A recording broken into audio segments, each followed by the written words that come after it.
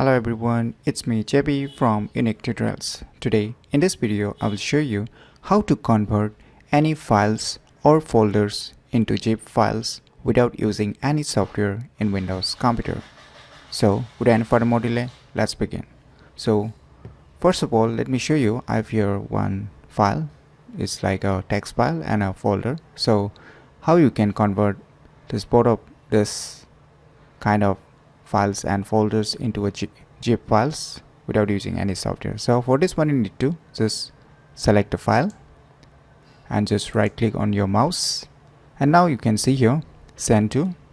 Now here you will get options compress zip folder. Just when you left click on it, now you can see a zip folder has been created, as you can see here. So in a similar manner you can do the same process for the folders also. Just select a folder and just right click and select this send to and select this compress zip folder.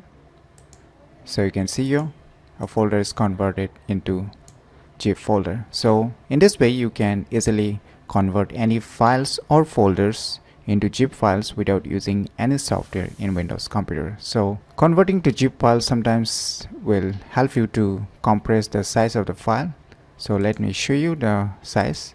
Say right now there is nothing, so it's 0 bytes. So if you have a big file, still it will help you to compress the size of the original file, and you can save space on your computer hard disks. So it's very useful sometimes, but if you don't want, then still you can just convert it to zip files. So if you never known about these cool tricks, then try it out today. And the good thing is that you don't need any extra or third-party software to convert any files or folders into zip files in your Windows computer. So if you find this video tutorial useful, click on the thumbs like button, and if you're new to our channel, click on the subscribe button, and lastly, thanks for watching.